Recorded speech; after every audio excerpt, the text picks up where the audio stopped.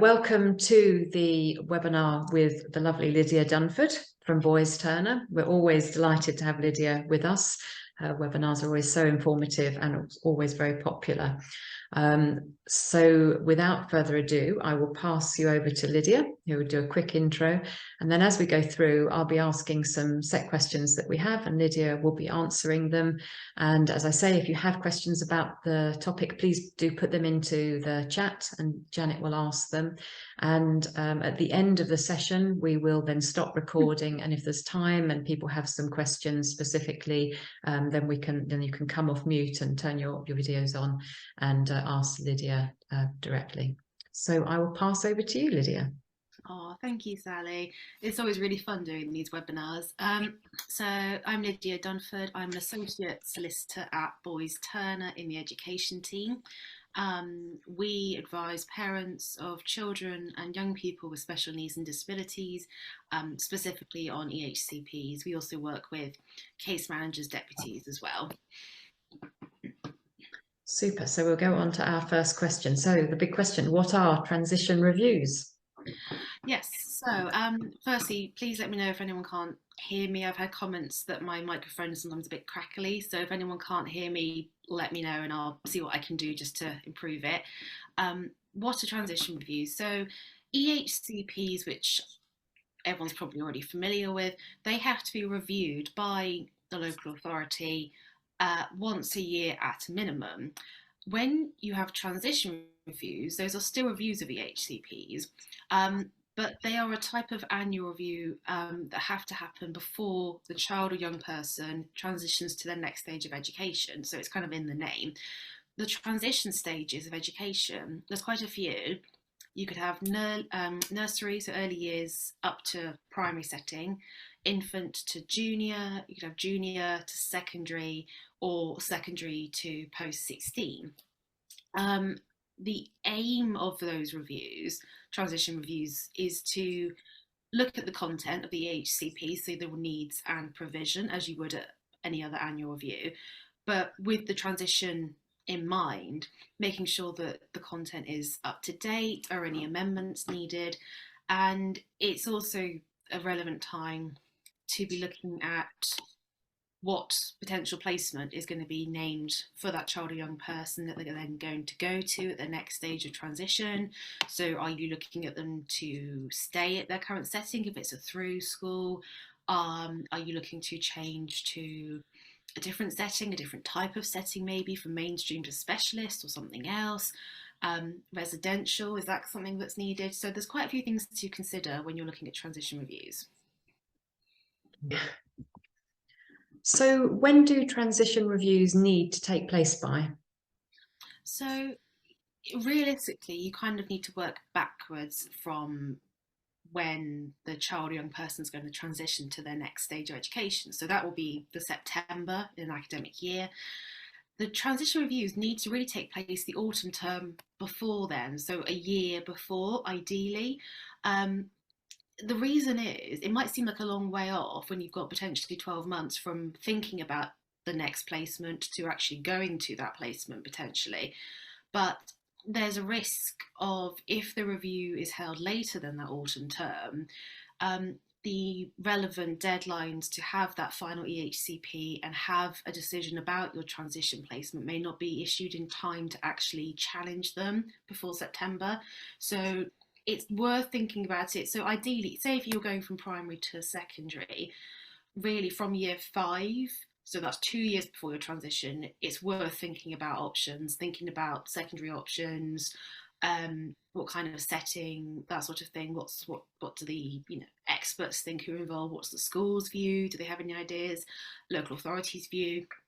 And that time really, it's important to be thinking about visiting potential schools as well. So kind of year 5 really is a good time to think about that and to arrange visits, contact with schools, looking at any views from relevant professionals involved, what the school thinks, because before you know it, you'll be at September in year 6, and you've then got this formal process to have this annual review, really in the autumn term, to gather everything together that you've been looking into. So school options, do you have a preference? Do you have a couple of options? Does the local authority have options?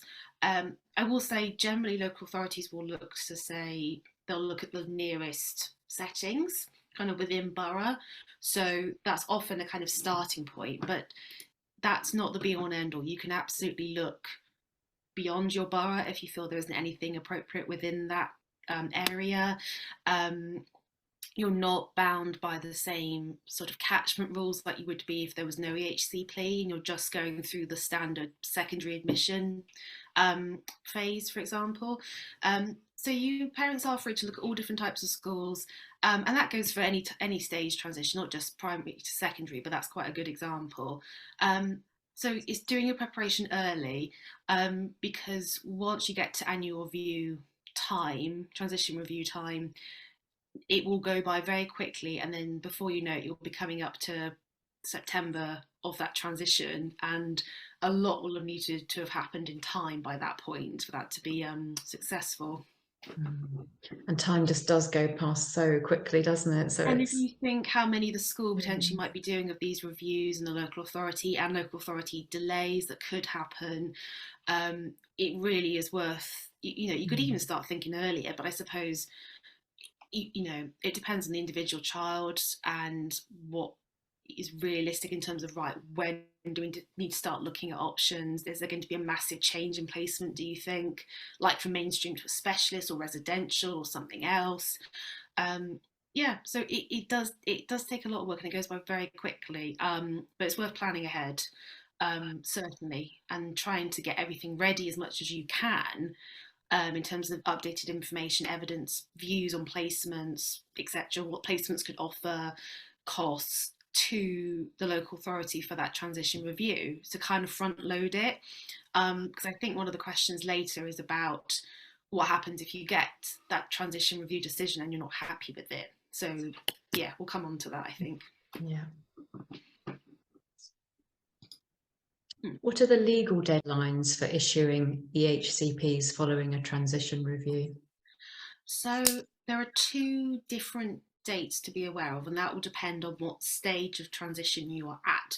So if we're saying that transition reviews really should happen September, October of year 6, for example, or the year before transition is going to happen, if it's any transition apart from a post-16 one, so from secondary to post-16, it's by the 15th of February. That's when you have to have that EHCP from your local authority following that transition review, hopefully in the autumn term, saying either the type of placement, or the specific placement for the next stage of education for that transition move.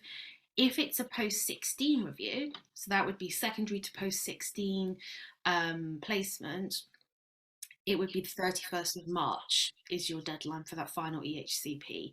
And it's worth noting as well that sometimes young people may go from one post-16 placement to another. They may be somewhere from 16 to 18 and then go somewhere else 18 up to 19 or 20 or something. It would if it was in that case, it would have to be at least 5 months before they move between placements that you have that decision. So there's not a huge amount of time. If you're thinking mid-February or end of March, and then looking forward till that September, there's not much time really to potentially challenge that. And something that's worth noting as well is that those are statutory deadlines, the 31st of March, the 15th of February, 5 months before post-16 transition to another. So if you don't have that final EHCP following that transition review by the relevant deadline, then you can raise it with the local authority. There's the option of a complaint, potentially judicial review. It's always worth keeping an eye on those timings, because once you hit those points, that really is gives you your next options to look at the EHCP and decide if you're happy with it, if you're happy with the placement that's been named or hasn't been named. So this really comes back to really pushing for the review to be in good time, not having it, if you're having it in, say, January for a decision by February, that's giving very, very little time for the relevant information to be gathered before the review and to be shared, for the decision to be considered, potential amendments to be issued on the EHC plan after the review, and to kind of give you an idea, I guess, in terms of actually how much time you need. If you've had an annual review or transition review, it doesn't matter which, and you have to have a decision 4 weeks afterwards at the latest if the local authority is going to make amendments to the plan. You then have a maximum of 12 weeks from that review date for that final plan to be issued, noting any potential amendments for after the review. So actually that's a couple of months, that's 3 months potentially that you could have between annual review and a decision. It may be shorter. So it's really worth getting that review in as soon as possible once term starts back. Otherwise, there is the risk that either not enough evidence is gathered for the review, or not everything that should be. Relevant people aren't able to provide the information. Information about schools aren't able to be considered or consulted, because consultation with schools is something else that the local authority will have to do, looking at a change of placement. So that happens, as well as looking at the EHCP itself and any changes. So it's really worth pushing for those transition reviews to happen as soon as possible in that autumn term, if not sooner. It could be that they happen the summer term of year 4, that would be, say if it's to secondary, so you could go back even earlier. It kind of depends on what's going to fit in terms of the previous reviews, that sort of thing. But it is worth there's a question, but I'll let you ask that, Janet. Yeah, it was really just to recap, because I'd written those down as well, actually, Lydia, which was recap on the timeframes. Yeah. So I think there'll be a fact sheet anyway after this webinar that will cover all these in writing, but any review apart from a post-16 transition, the deadline is the 15th of February to have that final EHCP. And that will address September's placement. If it's a post-16 transition, then it's the 31st of March, or at least 5 months before a post-16 to post-16 transition. But yeah, I think this can all go in a fact sheet so people can have access to that, because I know it's but yeah. And this might sound like a silly question, but is it really up to the individuals to chase this? When you were talking about the 4 weeks and then the 12 weeks, is that? I mean, really, it should be, ultimately it's on the local authority to adhere to those deadlines, but go on the basis that may not happen, and we find it often doesn't happen. So really, if you can get a joint effort with you and the current placement following up and saying, look, everything's gone in, you need to do this by this deadline, it's a legal deadline, it's going to potentially delay things further ahead of September. Sometimes a joint approach is the only way to really do it. You can get legal advice if you're concerned about delays, and like I say, we can follow up, or something in writing often is quite handy to say, right, this is the deadline, this is where you are in relation, this is what we say you need to do to address that. So it can be a lot of back and forth, which is frustrating. And I suppose something to remember as well is, if local authorities say that they're understaffed, or they've got too many HCPs and they're over capacity, that they still have those deadlines in place. Those don't you can empathise to a point, but ultimately it comes back to actually those deadlines are still there. They still need to be met. Otherwise, you can look at the risk of kind of pursuing it and escalating it further, just to try and get something.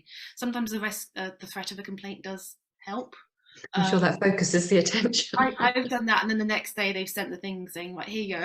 It doesn't, it's all there now. But obviously, I suppose the thing to remember is, if a local authority churns out a decision very quickly, check it very carefully and check the final plan, because it's ultimately what's in that final plan and what they say or don't say about placement. That's what is then open to you to then challenge legally, and to say, right, actually, have they looked at the evidence? Have they named the type of placement that we want?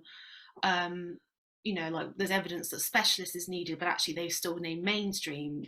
But why have they done that? Have they got evidence? So, even if it comes out, you know, just to kind of meet a deadline, you always need to double check to see what they said, because that will then inform what you can then do to kind of challenge that going forward.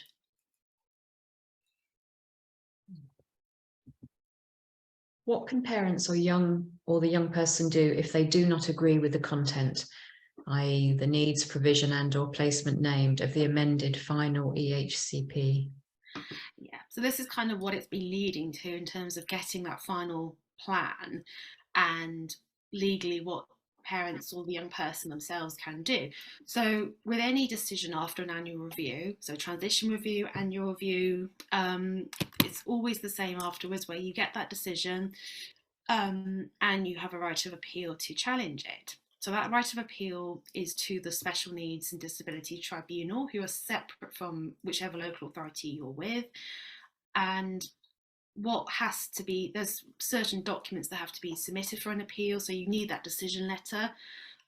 So if they're saying we're going to name the current placement, or we're not going to name your preference, or we've made changes to the plan but not everything you asked for, you need that decision, you need the final plan.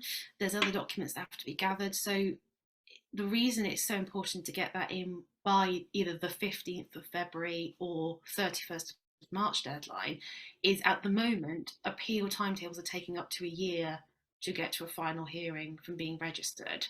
So to give an example, I had appeals lodged end of December, beginning of January, and they've both got hearing dates for beginning of December this year.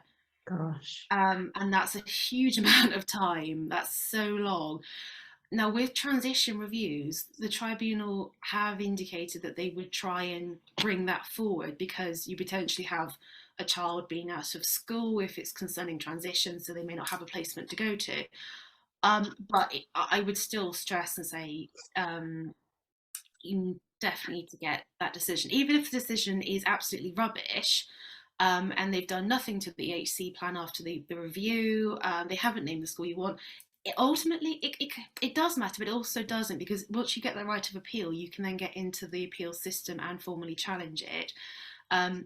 It's problems arise when, or we find anyway, when plans aren't issued after the annual review in time, or you get amended drafts or proposed draft, or second, you can have so many draft versions, but ultimately that you can't do anything apart from respond and say, just give me the final plan, even if it's going to be rubbish. Obviously, the aim is that it's not rubbish, but you have that as a backup. So that's why it's really important to get that decision, threat of complaint or judicial review potentially, or certainly look to get legal advice if those deadlines have come and gone and you don't have that final decision and that final plan, because that is a problem. And it can be very difficult to then try and bring things forward, even for a transition review, because a couple of months in, you're at summer, August, generally there are sometimes hearings, but it's much limited. Sometimes it's only on paper only, so people don't attend. You can request hearings in August, I believe, but generally August kind of sort of stops. So and then you're at September already. So unfortunately, I think I can think of a couple of examples where, for a transition review, the child hasn't been able to start in September because there's still been an appeal. The local authority hasn't, in that case, given in. They haven't, agreed until later on, or kind of by October. So you still have to prepare for that. I think, from a practical sense, that even if you get an appeal lodged in time, even if there's a hearing date that's kind of okay, it's no guarantee it would be before the autumn term, probably really unlikely.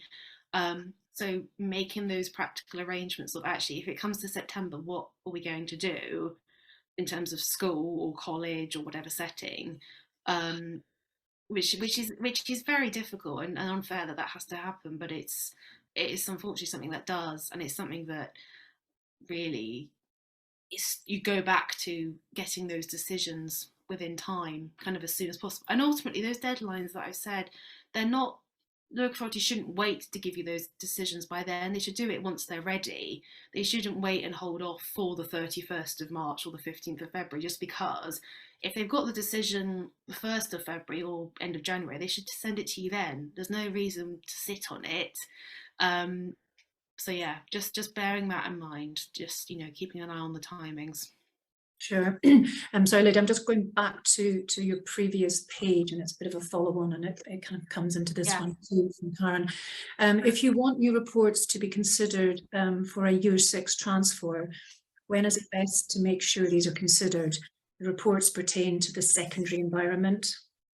So it's really, if you're looking at reports, you want to kind of have them to be within a year old. That's kind of seen as sort of recent and kind of reliable in that sense, rather than being historic.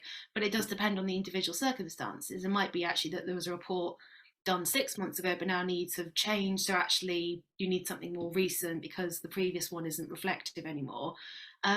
So again, you kind of want to be working backwards and thinking, well, what availability is there from the relevant experts? Is there a date set for the transition review? That's often quite good to kind of go on and say, right, well, information has to be 2 weeks before then, so you work backwards from that. So kind of you'd be looking Year 5, maybe even earlier, if there's lots of delays or you feel you need that extra time.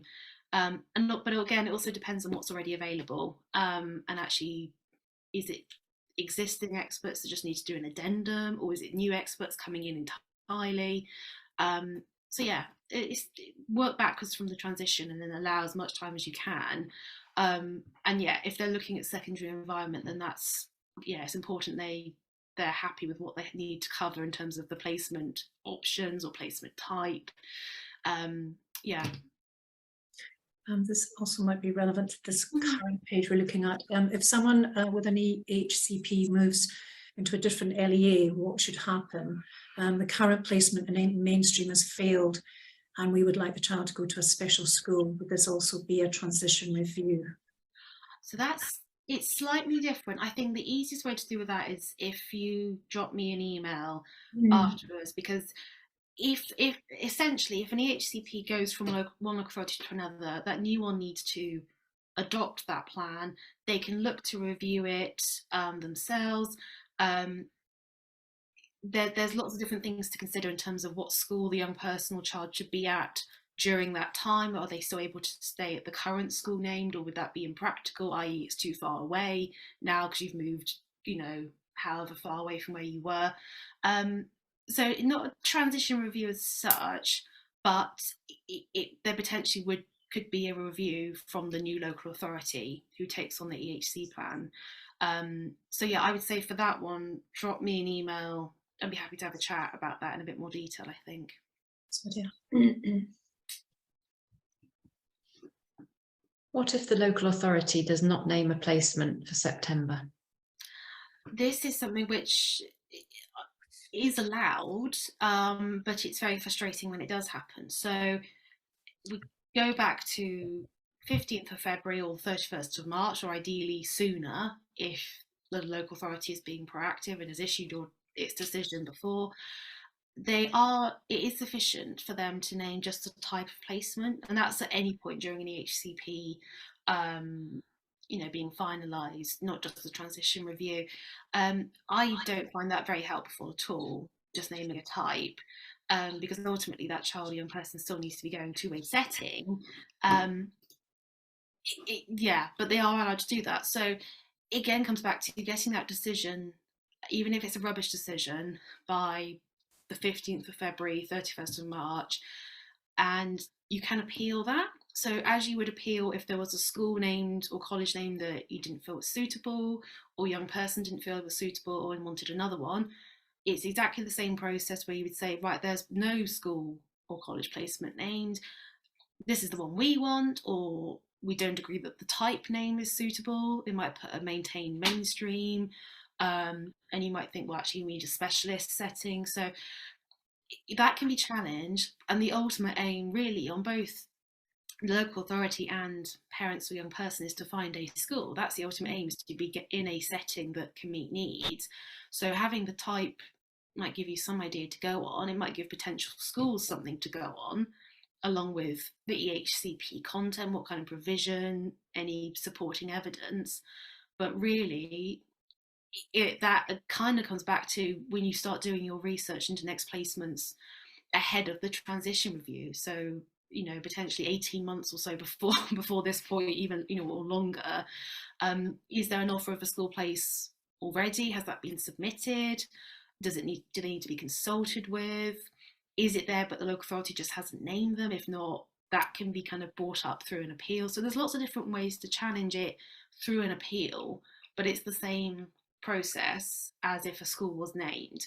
I suppose the thing you could stress in that situation is not only is it a transition review, but also it's a review and actually there's no school name. So this is really quite urgent, because come September, what is the child or young person to do if the local authority either can't find a school or hasn't agreed with the school that we want and we don't know why, or sometimes, unfortunately, we've had it with it's just they cannot find a school, you know, and local authority have tried and parents have tried and other, you know, sort of services have tried, but it's been very hard to actually find a school that's going to work. So sometimes it's that, which is really difficult. But again, yeah, doing your research early as much as possible. There are educational consultants whose job it is to work with parents to try and find school placements. Quite a few of our clients go through them at different stages. So there are options to help to look for schools and to make that contact. So yeah, starting early again, I keep saying it, but it's true, because once you're in an appeal situation, there's certainly very limited time before September, and unfortunately a lot of the time it's not enough, and a child or young person isn't in school come September, not through want of trying, but just the situation is there's no school available, or local authority hasn't agreed to the school that parents want, something like that. Schools could sometimes be full. I may well have covered this in another webinar, but yeah, there's lots of things to think about. So plan ahead and get advice early if you're not sure about what to do as well. Super. So I believe that is our last question. Let me just check. Yes, it is. So are there any other questions in the chat?